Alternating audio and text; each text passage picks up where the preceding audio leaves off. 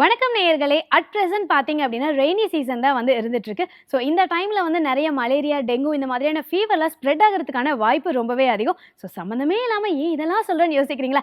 S, இன்னைக்கு பார்த்தீங்க அப்படின்னா வேர்ல்ட் மஸ்கிட்டோ டே. இந்த டே செலிப்ரேட் பண்ணுறதுக்கான ஒரு முக்கியமான காரணம் என்ன அப்படின்னா, ஃபர்ஸ்ட் பார்த்தீங்க அப்படின்னா மலேரியாவுடைய டிரான்ஸ்மிட்டராக இருக்கிறது பார்த்தீங்க அப்படின்னா ஃபீமேல் மஸ்கிட்டோஸ் தான். ஸோ ஹியூமனுக்கு ஃபீமேல் மஸ்கிட்டோஸ்னால தான் மலேரியா வந்து ஸ்ப்ரெட் ஆகுதுன்னு இன்னைக்கு தான் வந்து கண்டுபிடிச்சாங்க. ரொம்ப அழகாக சொன்னீங்க. இது வந்து பார்த்தீங்கன்னா 1897 சார் ரொனால்ட் ரோஸ் அவர்கள் வந்து கண்டுபிடிச்சிருக்காரு. ஸோ இந்த டேல வந்து கண்டுபிடிச்சதுனால வேர்ல்டு மஸ்கிட்டோ டே அப்படின்னு சொல்கிறாங்க. ஸோ இந்த விஷயத்தோட பயங்கர ரிஃப்ரெஷிங்காக நம்ம நிகழ்ச்சியை வந்து ஸ்டார்ட் பண்ணக்கூடிய நேரம் வந்துருச்சு. நீங்கள் பார்த்துட்டு இருக்கிறது உங்கள் ஃபேவரட் யுகம் கனெக்ட்.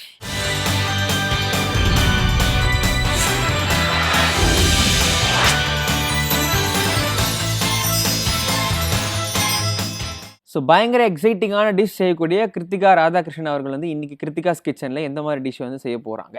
என்னதான் மார்னிங் டைம்ல நம்ம நிறைய ரெஃப்ரெஷிங் செக்மெண்ட்ஸ்லாம் பார்த்தாலுமே சாப்பாடு அப்படின்னா நம்ம எல்லாருக்குமே பிடிக்கும். அந்த வகையில் கிருத்திகா ராதாகிருஷ்ணன் மேம் இன்னைக்கு ஒரு ரொம்பவே யூனிக்கான ஒரு டிஷ் தான் நம்ம நேயர்களுக்காக செஞ்சு காமிக்க போறாங்க. வாங்க போய் கத்துக்கலாம்.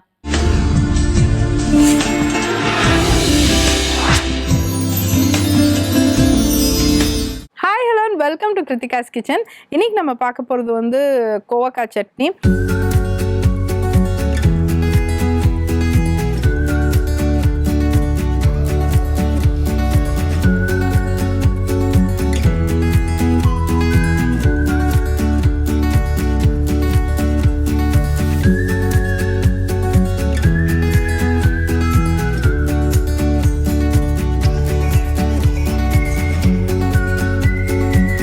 ஸோ இது என்னோட ஸ்டைலில் எப்படி பண்ணுறது அப்படின்ட்டுன்னு பார்க்கலாம். ஆக்சுவலாக கோவக்காயில் வந்து நிறைய நியூட்ரியன்ஸ் இருக்குங்க அதில். ஸோ அதனால் வந்து இதை வச்சு எப்படி வந்து தேங்காய் சட்னிக்கு பதிலாக எப்படி ஒரு சட்னி செய்யலாம் அப்படின்னு பார்க்கலாம். தேவையான பொருட்கள் நோட் பண்ணிக்கோங்க. கோவக்காய், தக்காளி, கடலைப்பருப்பு, கடுகு, புளி, பச்சை மிளகாய், உளுந்து. ஸோ இதுதான் இதுக்கு தேவையான பொருட்கள். இதுக்கு நம்ம கொஞ்சோண்டு கடல் எண்ணெயை எடுத்துக்கலாம். இதில் ஆக்சுவலாக வந்து இந்த கடுகு, உளுத்தம்பருப்பு எவ்வளோ தாளிப்புக்கு போடுவீங்களோ அதையே யூஸ் பண்ணிக்கோங்க. பட் ஆனால் அதையும் சேர்த்து நம்ம அரைக்க போகிறோம். ஓகே, பொரிஞ்சதும் இந்த கடலைப்பருப்பும் கொஞ்சோண்டு ஆட் பண்ணிக்கலாம். கடலைப்பருப்பு கொஞ்சம் நிறையவே வேணும், தாளிக்கிறதுக்கு மேலே வேணும் அது.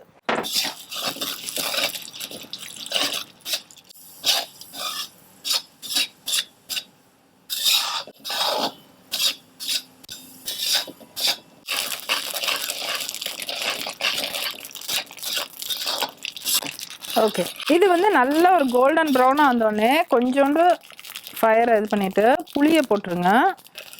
வெங்காயம்,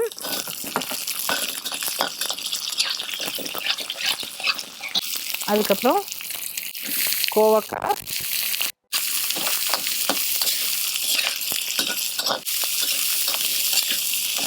இதில் வந்து கொஞ்சமாக தக்காளி ஆட் பண்ணிக்கலாம். இது வந்து ஒரு தக்காளி அளவு போதும் அதுக்கு.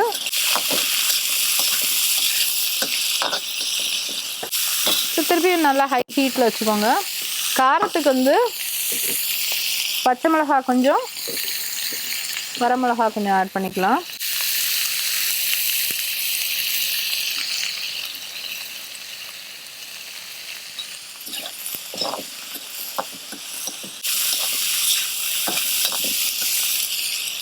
ஓகே, ஆக்சுவலாக இந்த கோவக்காய் துவையல் வந்து ரொம்பவே வந்து இப்போ நம்ம ஒரு இட்லி இல்லை ஒரு 2 இட்லியோடு சாப்பிட்டோன்னா அதோட கார்ப்ஸையும் குறைக்கிறதுக்கு இது கொஞ்சம் நிறையவே வச்சு சாப்பிட்டாக்க அந்த சட்னியே நல்லா சாப்பிட்ற மாதிரி இருக்கும். ஃபைபர் அவ்வளோ நிறைய இருக்குங்க இந்த கோவக்காயில்.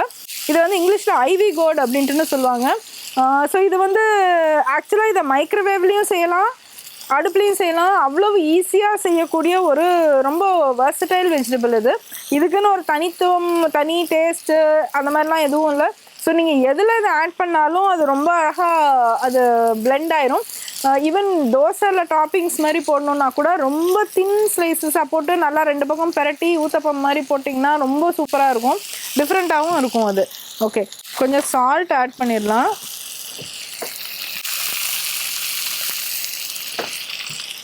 அப்புறம் மஞ்சப்பொடி, பூண்டு நல்லா நீங்கள் சாப்பிடுவீங்கன்னா தாராளமாக பூண்டுமே ஆட் பண்ணிக்கலாம் அதுக்கு.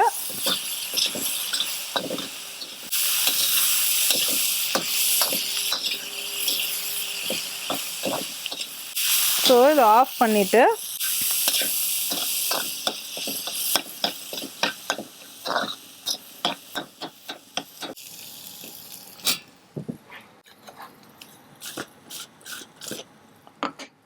முதல்ல இந்த கொஞ்சம் ஹெவியாக இருக்கிற அரைப்படாத இன்க்ரீடியன்ஸ் இருக்குது இல்லையா, அதெல்லாம் முதல்ல ஆட் பண்ணி கொஞ்சம் ஒரு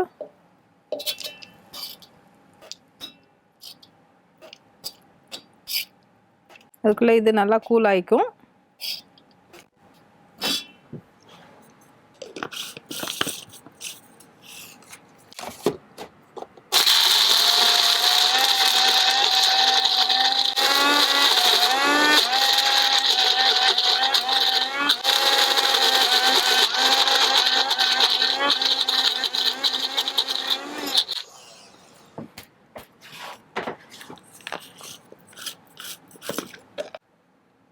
ஓகே, இப்போ ரிமைனிங் இது எல்லாமே இதுக்குள்ளே போட்டுடலாம்.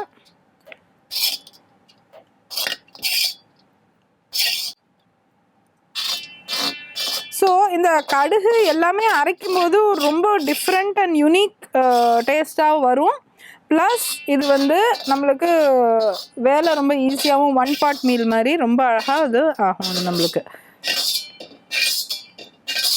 எல்லாத்தையும் அப்படியே ஒரு கடாயில் டம்ப் பண்ணிவிட்டு வதக்கி அப்படியே ஆற விட்டுட்டு வதக்கிட்டு நீங்கள் உங்கள் வேலைகளை பார்த்து ஆஃப் பண்ணிவிட்டு நீங்கள் ஆற விட்டுட்டு போயிட்டீங்கன்னா அது வந்து அதுக்குள்ளே நீங்கள் திருப்பி அந்த ஒர்க்குக்கு டிஃபன் டயத்துக்கு வரும்போது இதை செய்யும்போது உங்களுக்கு ஈஸியாக அந்த ஒர்க்கு உங்களுக்கு ரேப்பப் ஆயிரும்.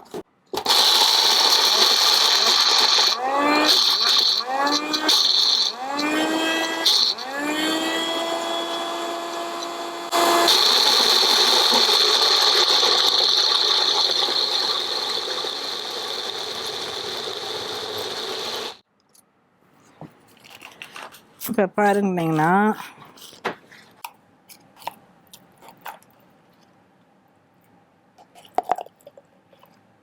நல்ல ஃபைபர் ரிச்சாக இருக்குது அப்படிங்கிறதுமே உங்களுக்கு தெரியுது. ஸோ இது வந்து ப்ரிஃபரன்ஸ் படி நீங்கள் வந்து டைல்யூட் பண்ணிக்கிறதோ இல்லை அப்படியே கெட்டி சட்னி மாதிரி வச்சு சாப்பிட்றதோ அந்த மாதிரி நீங்கள் யூஸ் பண்ணிக்கலாம். ஸோ இதோட வெர்சட்டாலிட்டி என்ன அப்படின்னாக்க வந்து சப்பாத்தி, பூரி, ஒயிட் ரைஸ், தயிர் சாதம் இல்லை சாம்பார் சாதம் எதுக்கு வேணாலும், அண்ட் ஆல்சோ இட்லி அண்ட் சாஃப்டான அடை, நீர் தோசை, இந்த மாதிரி எதுக்கு வேணாலும் ரொம்ப அது ரொம்ப யூஸ்ஃபுல்லாக இருக்குங்க. அது definitely do try it and see. And ரொம்ப பயனுள்ள ஒரு சட்னி ப்ளஸ் நியூட்ரிஷியஸாகவும் அது இருக்கும். Okay okay so tip of the day பார்ட்டில் வந்து இப்போ நம்ம என்ன சொல்ல வரோம் அப்படின்னாக்க வந்து இதில் வந்து ஆக்சுவலாக சாக்லேட் இருக்குது இல்லையா, சாக்லேட்டில் வந்து நிறைய ஃப்ளேவனாய்ட்ஸ் இருக்குது. அண்ட் அது வந்து ஆன்டி ஆக்சிடென்ட்ஸும் நிறமிகள் நிறைந்த ஒரு உணவு இந்த சாக்லேட்ஸு. ஸோ அதனால் அதை நம்ம மாடரேஷனில் நம்ம கன்சியூம் பண்ணும்போதுக்கு உடல் ஆரோக்கியத்துக்கு அது ரொம்ப பயனுள்ளதுங்கிறது ஒரு ப்ரூவன் ஃபேக்ட். ஆனால் வந்து நீங்கள் சூஸ் பண்ணுற சாக்லேட் வந்து 70% கொக்கோ பட்டர் இருக்க மாதிரி சூஸ் பண்ணிங்கனாக்கா உங்களுக்கு ரொம்ப பயனுள்ளது. ஒரு சின்ன ஒரு மாட்ரேட்டாக ஒரு ஸ்கொயர் இருக்கும் இல்லையா, அதை நம்ம கட்டமாக இருக்கும் இல்லையா, அதில் ஒரு ஸ்கொயர் வந்து நீங்கள் ஒரு டெய்லியோ இல்லை 2 நாளுக்கு ஒரு தினமோ நீங்கள் சாப்பிட்டுக்கிட்டா அது போதும். அந்தளவு மாட்ரேஷன் இருக்கணும் நம்மளுக்கு. நம்ம அப்புறம் சாக்லேட் பாரை பார்த்துட்டு அப்புறம் நம்ம பாதி நல்லது அப்படின்னு பாதி பார்லாம் சாப்பிடக்கூடாது. ஸோ சின்ன சின்ன பீஸாக வந்து டெய்லியோ இல்லை ஒன்ஸ் இன் 3 டேஸோ அந்த மாதிரி எடுத்துக்கிட்டோம்னாக்க ரொம்ப உடலுக்கு ரொம்ப நல்லது. So I am sure you have really enjoy this episode. Will meet again tomorrow with yet another ரொம்ப டிஃப்ரெண்ட்டான ஒரு recipe and a lovely tip. So till then, see you, bye bye. நன்றி, வணக்கம்.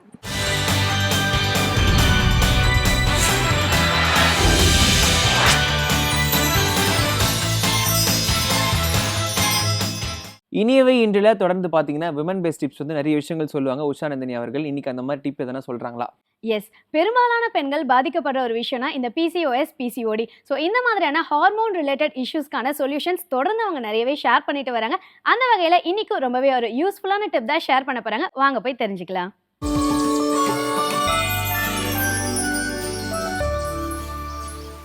அனைவருக்கும் வணக்கம். நான் doctor MS Usha Nandini, Siddha physician, lotus women care hospitals, PCOS speciality centre, Saibaba colony, Coimbatore, KK Nagar, Chennai.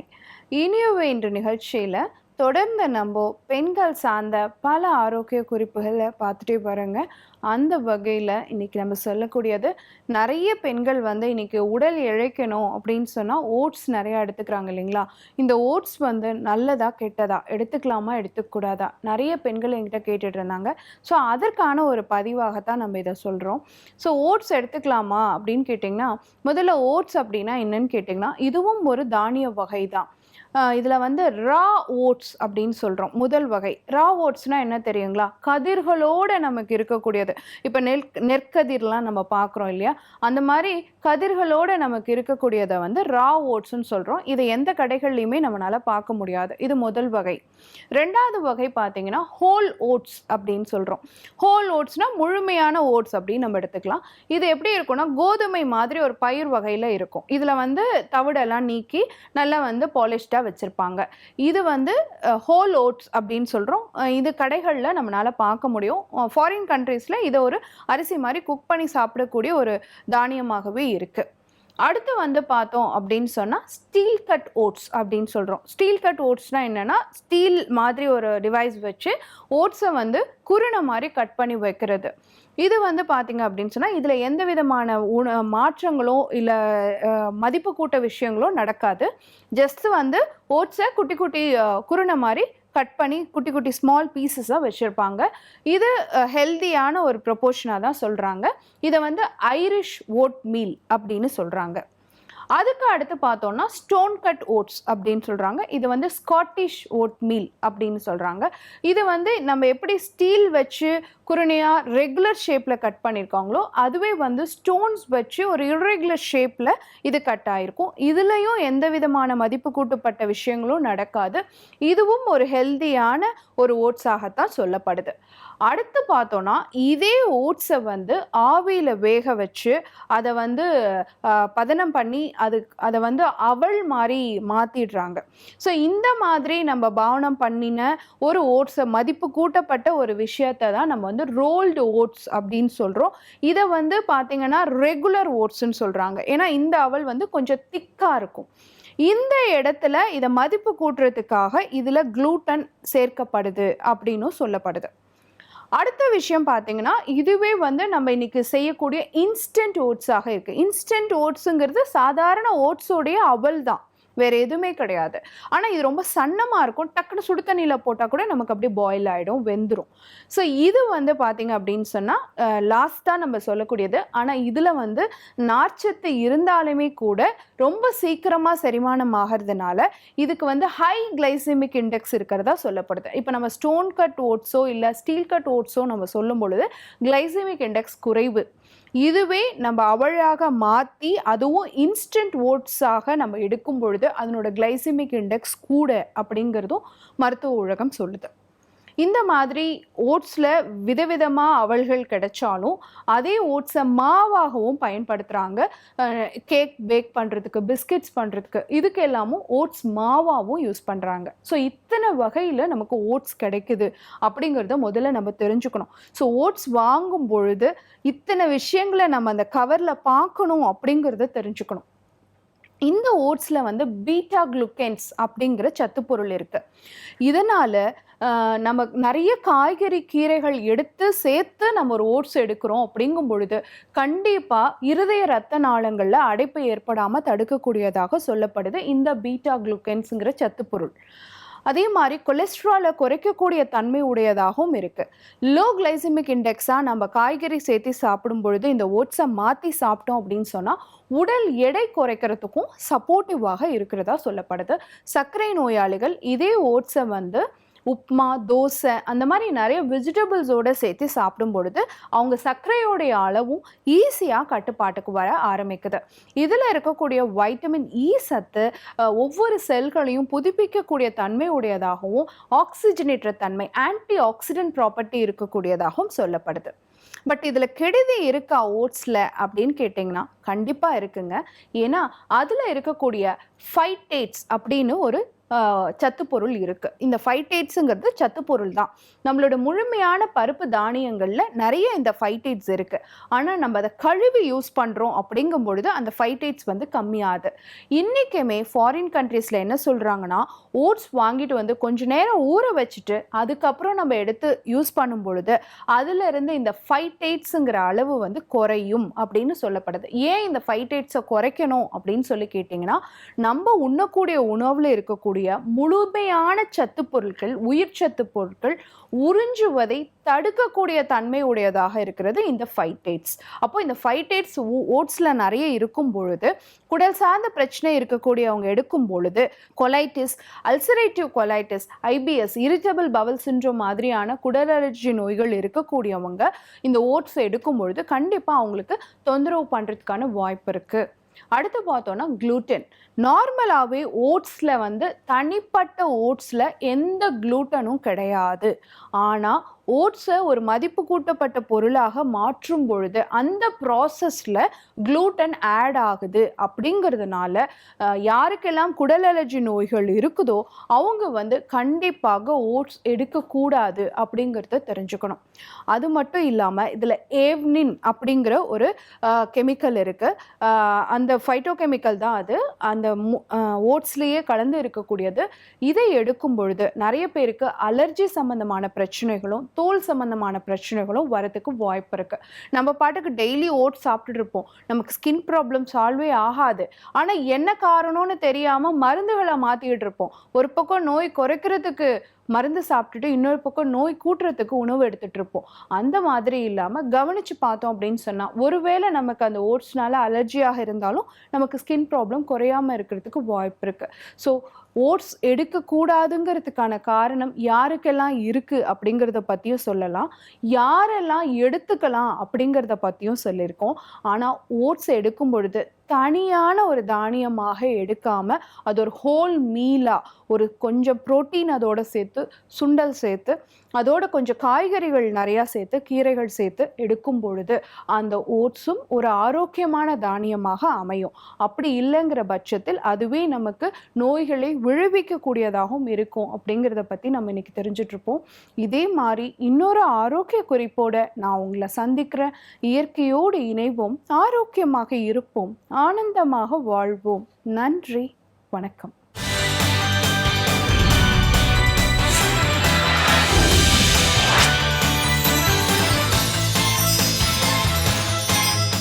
Jai, தொடர்ந்து இயற்கை சார்ந்த நிறைய ரெமெடிஸ் வந்து டாக்டர் ஜெயரூபா அறிவோம் ஆரோக்கியம்ல ஷேர் பண்ணிட்டு வராங்க. இன்னைக்கு என்ன மாதிரி ஒரு ரெமெடி பார்க்க போறோம்? எஸ், அதாவது பார்த்தீங்கன்னா எக்கச்சக்க ப்ராப்ளமாக இருந்தாலும் அசால்ட்டான ஒரு சொல்யூஷன் வந்து கொடுப்பாங்க. அதே மாதிரி தான் இன்றைக்கும் ஒரு டிஃப்ரெண்ட்டான சொல்யூஷன் தான் கொடுக்க போகிறாங்க. தெரிஞ்சுக்கலாமா? கண்டிப்பா வாங்க.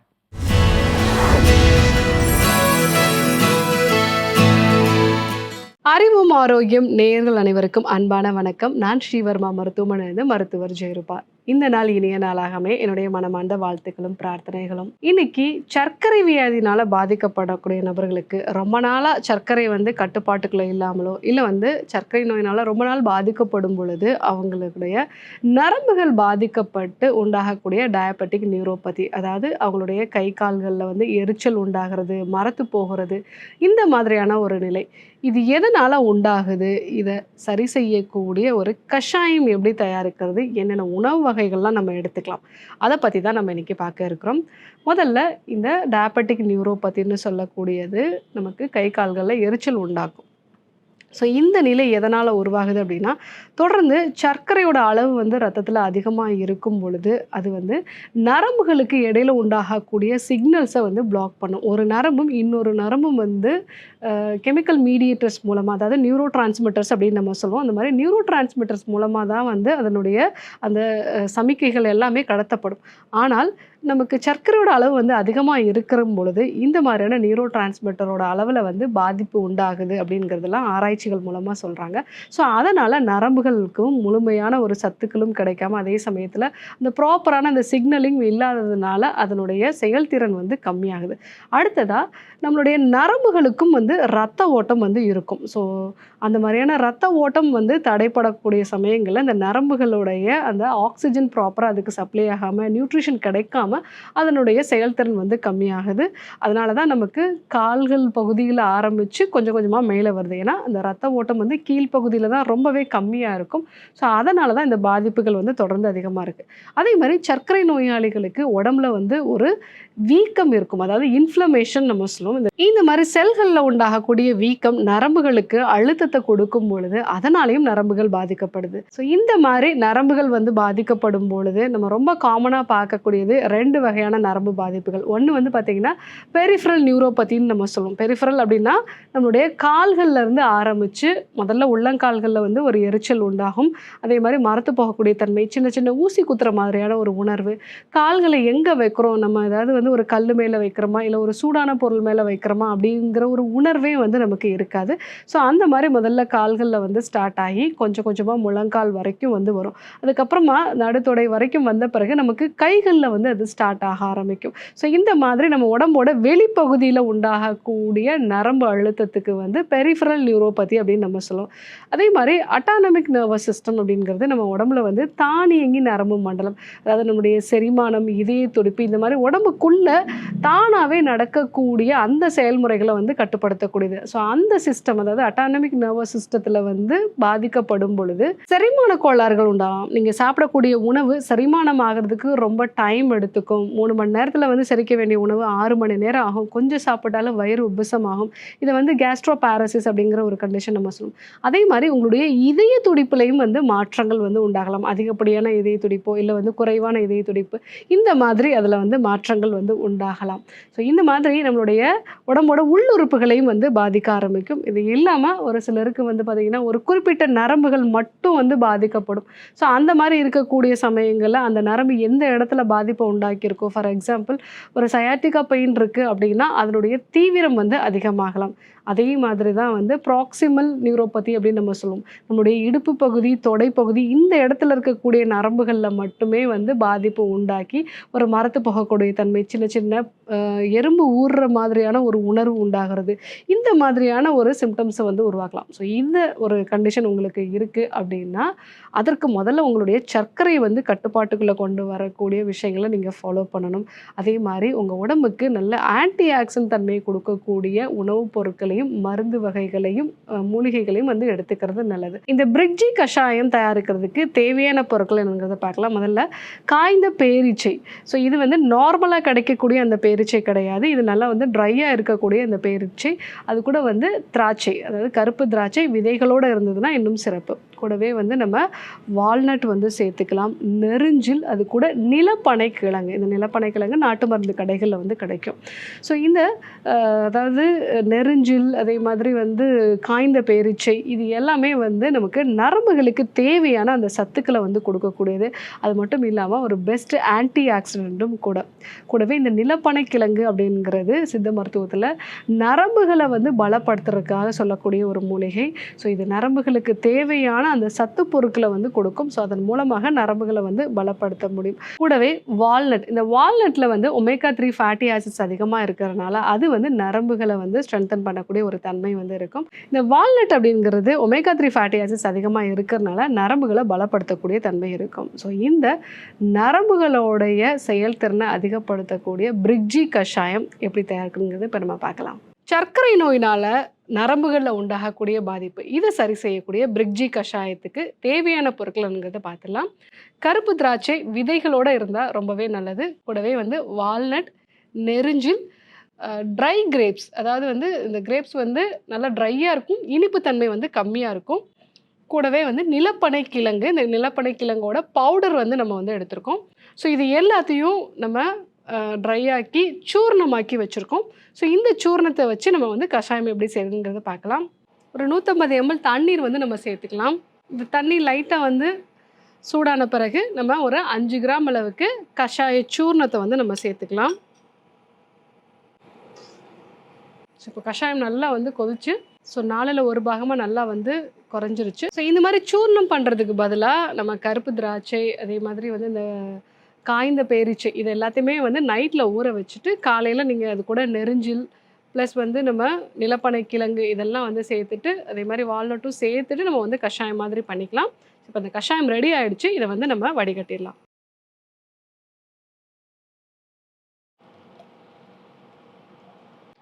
ஸோ இந்த கஷாயத்தை உணவுக்கு அப்புறமா நம்ம ரெகுலராக எடுத்துக்கும் போது சர்க்கரை நோயினால் கை காலில் உண்டாகக்கூடிய எரிச்சல், கூடவே செரிமான கோளாறுகள், இந்த மாதிரி நரம்பு சம்பந்தமான பிரச்சனைகளில் நல்ல மாற்றத்தை பார்க்கலாம். கூடவே சர்க்கரை நோயும் கட்டுப்படுறத பார்க்கலாம். ஸோ கருப்பு திராட்சை இனிப்பு, அதே மாதிரி பேரீச்சை இனிப்பு, இதெல்லாம் சர்க்கரை நோயாளிகள் எடுத்துக்கலாமா அப்படின்னு கேட்டிங்கன்னா, இந்த ட்ரை டேட்ஸில் பார்த்திங்கன்னா இனிப்புத்தன்மை கம்மியாக தான் இருக்கும். அதே மாதிரி இந்த திராட்சை விதைகளில் அதிகப்படியான ஆன்டி ஆக்சிடென்ட் தன்மை இருக்குது. முக்கியமாக நரம்புகளை புதுப்பிக்கக்கூடிய அந்த தன்மை இருக்குது. ஸோ அதனால் நீங்கள் கண்டிப்பாக இந்த கஷாயத்தை நீங்கள் எடுத்துக்கலாம். கூடவே வால்நட்டும் சேரும்போது அதில் இருக்கக்கூடிய ஒமேகா 3 ஃபேட்டி ஆசிட்ஸ் நரம்பு செல்களை பாதுகாக்கும். ஸோ கண்டிப்பாக இந்த கஷாயத்தை நீங்கள் ட்ரை பண்ணி பாருங்கள்.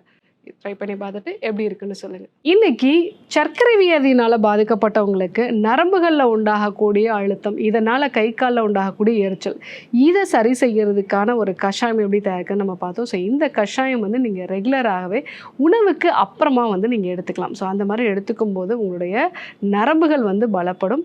ஸோ உங்களால் இந்த கஷாயம் ப்ரிப்பேர் பண்ண முடியல அப்படின்னா நம்மளுடைய மருத்துவமனையில் நரம்புகளை பலப்படுத்தக்கூடிய பிரிக்ஜி கேப்சூல்ஸ் கிடைக்குது. ஸோ இந்த கேப்சூல்ஸ் உணவுக்கு அப்புறமா ஒரு கேப்சூல்ஸ் நம்ம எடுத்துக்கலாம். ஸோ அந்த மாதிரி எடுத்துக்கும் போது நம்மளுடைய நரம்புகள் பலப்படும். அதே சமயத்தில் சர்க்கரையும் கட்டுப்பாட்டுக்குள்ளே வரும். ஸோ கண்டிப்பாக இந்த கஷாயத்தை நீங்கள் ட்ரை பண்ணி பாருங்கள். இன்றைக்கி சர்க்கரை நோயினால் உண்டாகக்கூடிய கை கால் எரிச்சல், இதற்கான காரணங்கள் என்ன வகையான அறிகுறிகள்லாம் இருக்கும், இதை சரி செய்யக்கூடிய ஒரு கஷாயம் எப்படி தயாரிக்கிறது, இதான் நம்ம இன்றைக்கி பார்த்தோம். இதே போன்று ஒரு நல்ல தகவலோடு உங்களை சந்திக்கிறோம். நன்றி, வணக்கம்.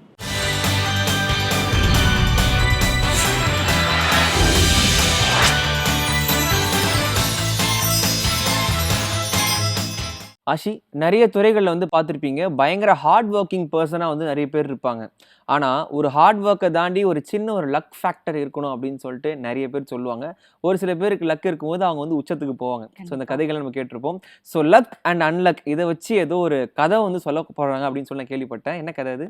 எஸ், என்னதான் நம்ம ஹார்ட் ஒர்க், ஸ்மார்ட் ஒர்க் எல்லாமே பண்ணாலுமே நமக்கு லக்ல ஒரு பெரிய ஆர்வம் எப்பவுமே இருந்துட்டு தான் இருக்கு. ஸோ அந்த வகையில இது ரிலேட்டடான ஒரு அமேசிங்கான ஸ்டோரி தான் இன்னைக்கு குட்டி ஸ்டோரியில புதுகை பாரதி மேம் ஷேர் பண்ண போறாங்க. வாங்க போய் கதை கேட்கலாம்.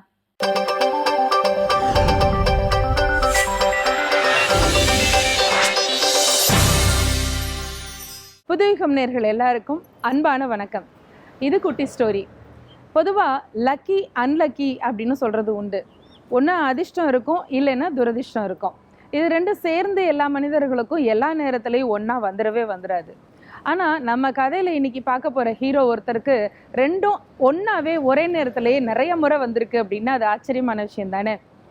குரேஷியா அப்படின்னு ஒரு நாடு. இங்கே ஃப்ரெண்ட் செலக் அப்படின்னு ஒரு இசை ஆசிரியர், ஒரு பள்ளிக்கூடத்தில் பணியாற்றிட்டு வந்தவர். அவர் ஒரு முறை 1962 ரயிலில் பயணம் பண்ணி போயிட்டு இருந்தார். துரதிர்ஷ்டவசமாக அந்த ரயில் ஒரு ஆற்று பாலத்து மேலே போய்கிட்டு இருந்திருக்கு. அதுக்கு முன்னாடி பெஞ்ச கனமழையினால அந்த தண்டவாளம் பிளவுபட்டு ரயில் தடம் புரண்டுருச்சு. இதில் பல பேர் இறந்து போனாலும் ஆற்றுக்குள்ளே குதித்து நீந்தி நம்ம ஃப்ரெண்ட் செலக் தப்பிச்சு வந்துட்டார். இது ஒரு தடவை. அதுக்கப்புறம் 63 மீண்டும் அவர் அப்போ தான் முதல்ல விமானத்தில் ஏறி பயணம் போகிறார். அது ஒரு குட்டி ஃப்ளைட்டு தான், அதிக உயரம் இல்லை. அந்த மாதிரி அந்த குட்டி ஃப்ளைட்டில் அவர் போயிட்டுருக்கிற போது அவருடைய முதல் விமான பயணம், அதுவே விமானத்தில் இன்ஜினில் கோளாறாகி ஆக்சிடெண்ட் ஆகிற மாதிரி ஆயிடுச்சு. ஏதோ ஒரு ஏர் பஸ்ட் ஆனதில் இவர் அந்த எமர்ஜென்சி எக்ஸிட் கதவு இருக்கும் இல்லையா, அது பக்கத்தில் உக்காந்துட்டு இருந்திருக்காரு. அந்த கதவு தானாக பிச்சுட்டு திறந்துருச்சு. முதல் ஆளாக உக்காந்துருந்த செலக்கு அந்த துவாரம் வழியாக கீழே விழுந்தார். ஃப்ளைட்டும் கொஞ்சம் கீழே தாழ பறந்துக்கிட்டு இருந்த நேரத்தில் அதிர்ஷ்டவசமாக அவர் நேராக கீழே ஒரு நீர்ப்பரப்பில் ஆற்றில் விழுந்து அவர் உயிர் தப்பிச்சிட்டாரு. இவர் விழுறாரு, இந்த பக்கம் ஃப்ளைட்டு தீப்பிடிச்சு எரிஞ்சிருச்சு. சரி, இது ஒன்று. அடுத்தாப்பில் பாருங்க, 66 அப்போ காரில் பயணம் பண்ணி போய்கிட்டு இருந்திருக்காரு செலக்கு. போயிட்டு இருந்தபோது நடு ரோட்லேயே கார் தீப்பிடிக்க ஆரம்பிச்சிருச்சு. அந்த தீப்பிடிக்கிற கார்லேருந்து அவர் குதிச்சு தப்பிச்சு உருண்டு தப்பிச்சு வந்துட்டாரு. இது 66 நடந்தது. மீண்டும் பார்த்தீங்கன்னா 1970 அப்போ பேருந்து ஒன்றில் போயிட்டு இருந்திருக்காரு பயணம். அப்போ போகிற போது மறுபடியும் அதே பேருந்து ஒரு பெரிய மலை முகட்டில் திரும்பும்போது ஆக்சிடெண்ட் ஆகி பள்ளத்தாக்கில் உருண்டுருச்சு. இவர் அதிர்ஷ்டவசமாக வேகமாக விழுந்தவர் மரக்கிளை ஒன்றை பிடிச்சிட்டு தொங்கிட்டாரு. இந்த பேருந்து அப்படியே அதல பாதாளத்துக்கு போய் கீழே வெடிச்சு அது விபத்துக்குள்ளாயிடுச்சு. இதுதான் போச்சா? அதுக்கப்புறமும் பாருங்க, மறுபடியும் 76ஆம் வருஷம் மீண்டும் ஒரு முறை அவர் கார் பயணத்தில் போய்கிட்டு இருக்காரு. மறுபடியும் அதே மாதிரி காருடைய விபத்தில் அவர் உயிர் தப்பிச்சு வெளியில் வர்றாரு. அதுக்கப்புறம் மறுபடியும் 95ஆம் வருஷம், 96ஆம் வருஷம், அந்த மாதிரி அடுத்தடுத்த வருடங்களில் கூட மீண்டும் மீண்டும் அவருக்கு விபத்து நேருது. எல்லா விபத்துலையும் அவர் தப்பிச்சு வெளியில் வந்துட்டார். இது மாதிரி அவர் 7-8 முறை விபத்தில் மாட்டி மாட்டி காரு, பஸ்ஸு, ரயிலு, விமானம் எல்லாத்துக்குள்ளேருந்தும் தப்பிச்சு வெளியில் வந்தார். இதை லக்குன்னு சொல்கிறதா அன்லக்குன்னு சொல்கிறதா நமக்கே ஒரு பெரிய கேள்விக்குறியாக தானே இருக்குது. ஆனால் வாழ்க்கையினுடைய சுவாரஸ்யம் என்ன தெரியுமா? 2003ஆம் வருஷம் நம்ம ஃப்ரேன் செலக் அவருடைய 70வது வயசில் ஒரு லாட்ரி டிக்கெட் வாங்குறாரு. அந்த லாட்ரி டிக்கெட்டுக்கு அவருக்கு $100 மில்லியன் பரிசு விழுகுது. இத்தனை விபத்துகள்லேருந்து தப்பிச்சு வந்தவர், இவ்வளவு பிரச்சனைக்கு அப்புறமாவும் வாழ்க்கையை அதன் போக்கிலேயே வாழ்ந்துக்கிட்டு இருந்தவர் தன்னோட 70வது வயசில் $100 மில்லியன் பரிசு வாங்கியிருக்காரு அப்படின்னு சொன்னால் வாழ்க்கையில் அடுத்து என்ன நடக்கும்னு நமக்கு யாருமே யூகம் பண்ணவே முடியாது தானே. இதனால தான் லக்கும் வரும் அன்லக்கும் வரும். எது வந்தால் வரட்டுமே, நம்ம பாட்டுக்கு வாழ்ந்துட்டே இருக்கலாம் அப்படின்னு நம்ம யோசிக்கணும். சிந்திக்கலாமா? நன்றி.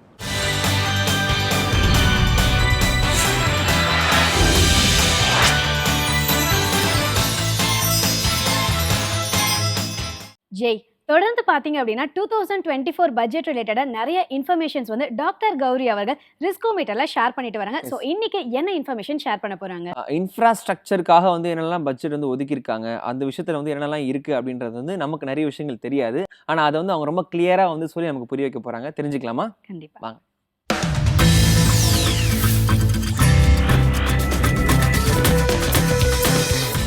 வணக்கம், நான் டாக்டர் கௌரி ராமச்சந்திரன், பொருளாதார நிபுணர்.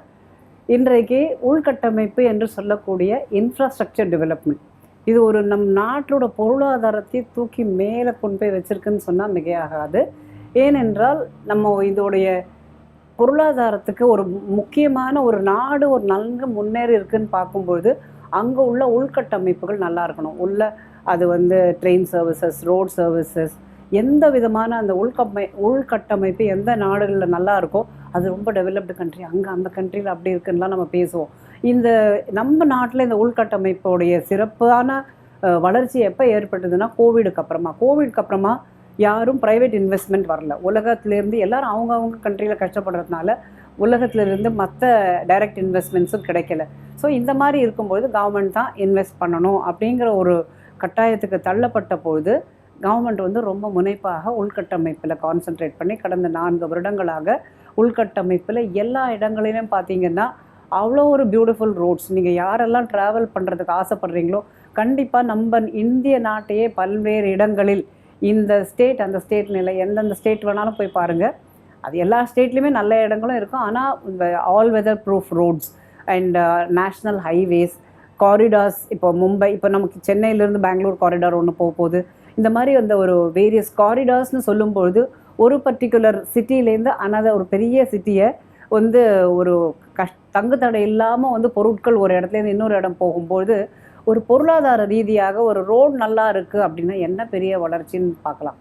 ஆனால் இப்போ நம்ம இந்தியாவில் வந்து ஒரு கன்னியாகுமரியில் கிடைக்கக்கூடிய சில பொருட்கள் காஷ்மீருக்கு போகணுன்னா அது எத்தனை ஸ்டேட்டை கடந்து அது அங்கே செல்லணுன்னா அதுக்கு எப்படிப்பட்ட ரோட்ஸ் நல்லா இருக்கணும், all weather proof roads.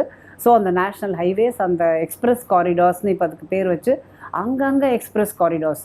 So அந்த மாதிரி பண்ணும்பொழுது நம்ம உலக நாடுகளுக்கு போட்டியாக நம் இந்திய நாடா என்று வியக்கத்தக்கக்கூடிய அளவில் அண்டர் கிரவுண்ட் சீ வாட்டர் கீழே ரோடு, இப்போ வந்து மும்பை ஒர்லி சீ வாட்டர் கீழே வந்து ஃபஸ்ட்டு டனல் உள்நாட்டு போக்குவரத்துக்கு அங்கே மாதிரி செய்கிறோம். ஸோ இந்த மாதிரி நிறைய நதிகள் மூலமாக போக்குவரத்து செல்லும் ஐரோப்பிய நாடுகளில். ஏன்னா அங்கே வந்து ஒரே நதி 14 கண்ட்ரிஸ் போகும், அவங்க அப்படியே லாக்ஸ் மூலமாக க்ரூஸ் மூலமாகலாம் போகும் அங்கே உள்ள ஃப்ளைட்ஸ். இங்கே நம்ம கண்ட்ரியில் உள்நாட்டு வர்த்தகத்துக்காக சில இடங்களில் எங்கெல்லாம் கனெக்ட் பண்ண முடியுமோ அந்த மாதிரி அதை டூரிஸ்ட் ஸ்பாட்டாகவும் ரெடி பண்ணி அட் தி சேம் டைம் உள்நாட்டு வர்த்தகத்துக்கு ஃப்ளைட் மூவ்மெண்ட்டுக்காகவும் ரெடி பண்ணியிருக்காங்க. அதாவது ஒரு ரோட் காரிடார் மட்டும் இல்லாமல் ஒரு இன்லண்ட் வாட்டர்வேஸ் அப்படிங்கிற மாதிரி அதை டெவலப் பண்ணியிருக்கிறது. அது வெறும் வாட்டர்வேஸ்ங்கிறது வந்து ஒரு பொருட்களை இந்த இந்த சைட்லேருந்து அந்த சைடு எடுத்துகிட்டு போகிற மாதிரி இல்லாமல் நடுவில் எல்லா இடத்துலையும் அதுக்கு ஒரு டூரிஸ்ட் ஸ்பாட் மாதிரி வச்சு டூரிஸ்டையும் சேர்த்து கொண்டு வரும்போது அது வந்து 2 விதமான வருவாயை கொடுக்கும் என்பதற்காக அந்த மாதிரி இன்லண்ட் வாட்டர்வேஸும் பண்ணியிருக்காங்க. இப்போ இந்த பட்ஜெட்டில் ஒரு முக்கியமான நம்பராக இன்டரிம் பட்ஜெட்லேயே அவங்க கொடுத்தாங்க. அது என்ன நியூமராலஜின்னு தெரியாது. 11,11,111,111 ஒரு 5-6 போட்டால் வர மாதிரி உள்ள நம்பரை எடுத்திருக்காங்க. இது வந்து 3.4% ஜிடிபி. நம்ம இந்திய வருமானத்துக்கு 3.4% செய்கிறாங்கன்னா அது ரொம்ப பெரிய அளவில் அது வந்து ஒரு இந்தியன் இன்ஃப்ராஸ்ட்ரக்சரில் ஸ்பெண்ட் பண்ணக்கூடிய அமௌண்ட்டு. அது வந்து இதை தவிர 1.5 lakh crores, இதை நான் இன்னொரு தடவை திருப்ப சொல்கிறேன், 1.5 lakh crores அலோகேஷன் பண்ணியிருக்காங்க. Interest free. எல்லா மாநிலங்களும் அந்த இன்ட்ரெஸ்ட் ஃப்ரீயை தன்னுடைய இன்ஃப்ராஸ்ட்ரக்சர், நம்ம ஸ்டேட் கவர்மெண்ட் ஸ்டேட் ஹைவேஸை ஸ்டேட் கவர்மெண்ட் தான் ப்ரொடெக்ட் பண்ணணும். ஸோ ஸ்டேட் ஹைவேஸ் டெவலப்மெண்ட்டுக்கோ வேறு என்ன இதுக்கோ இந்த இன்ஃப்ராஸ்ட்ரக்சரை டெவலப் பண்ணுறதுக்கு இந்த 1.5 lakh crores பட்ஜெட் அவுட்டில் இருக்கிறதுல நமக்கு தேவையானதை நம்ம ப்ராஜெக்ட் சப்மிட் பண்ணி இன்ட்ரெஸ்ட் ஃப்ரீயாக சென்ட்ரல் கவர்மெண்ட் கொடுக்குறாங்க. எல்லா மாநிலங்களும் இதை அவைல் பண்ணிக்கணும் என்பது தான் என்னுடைய கருத்து. இது எல்லாம் பட்ஜெட்டில் வந்து பாசிங் க்ளவுடாக இது போகிறதே தெரியாத போயிடும். இது மாதிரி இருக்கிறதெல்லாம் நம்ம பார்த்து எடுத்து செஞ்சால் நம்ம ஸ்டேட்டும் நல்லா நம்ம முன்னுக்கு வரத்துக்கு வாய்ப்பு இருக்கிறது. நம்ம ஸ்டேட்டில் வந்து ரோடு ரொம்ப அங்கே பள்ளமாக இருக்குது இங்கே இதுவாருன்னு சொல்லாத, நேஷ்னல் ஹைவேஸ் சென்ட்ரல் கவர்மெண்ட் எடுத்து செய்கிற மாதிரி ஸ்டேட் ஹைவேஸை பாதுகாக்க வேண்டியது மாநிலங்களுடைய பொறுப்பு. அதுக்காக 1.5 lakhs crore வச்சுருக்காங்க. தமிழ்நாடும் இந்த திட்டத்தின் கீழே இன்ட்ரெஸ்ட் ஃப்ரீயாக வாங்கிக்கணும். இன்ட்ரெஸ்ட்டே கட்டாத ஒருத்தங்க முதல் மட்டும் கொடுக்குறாங்கன்னா அசலுக்கு வாங்கி நம்ம கட்டி நம்மளோட சரி பண்ணிக்கலாம். அடுத்தது ஏற்கனவே 3 ஃபேஸ் பண்ணிட்டாங்க. 4வது ஃபேஸாக பிரதான் மந்திரி கிராம் சடக் யோஜனான்ட்டு ஆல் வெதர் ப்ரூஃப் ரோடு, அதாவது மழை இடி வெயில் எல்லாத்தையும் தாங்கக்கூடிய அளவுக்கு உள்ள 25,000 ரூரல் ஹேபிடேஷன்ஸ் அது எல்லாம் கனெக்ட் பண்ணுற மாதிரி கொடுத்துருக்காங்க. ஸோ இந்த மாதிரி இருக்கும்பொழுது நம்மளுக்கு நிறையா இன்ஃப்ராஸ்ட்ரக்சரில் இம்ப்ரூவ்மெண்ட் பண்ணுறாங்க. நிறைய மெட்ரோஸ் வருது.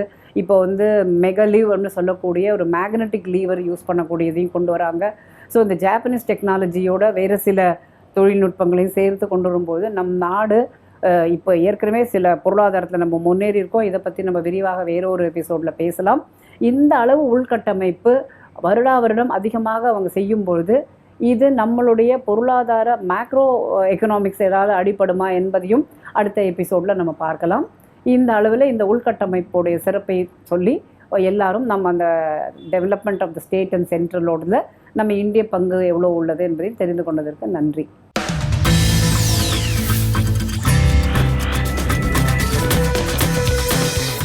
ஸோ நேரலே 2024 பட்ஜெட்டில் இன்ஃப்ராஸ்ட்ரக்சருக்கான பிளான்ஸ் என்ன மாதிரியான ஒதுக்கீடுலாம் பண்ணியிருக்காங்கன்னு நம்ம எல்லாருமே தெரிஞ்சுக்கிட்டோம். இது ரொம்பவே யூஸ்ஃபுல்லாக இருந்திருக்கும். இதே மாதிரி இன்னொரு யூஸ்ஃபுல்லான செக்மெண்ட்ஸோட நாங்கள் உங்களை சந்திக்க வரோம். Until this is bye bye from Ashika and Jay. நீங்கள் பார்த்துட்டு இருக்கிறது உங்கள் ஃபேவரட் யூகம் கனெக்ட்.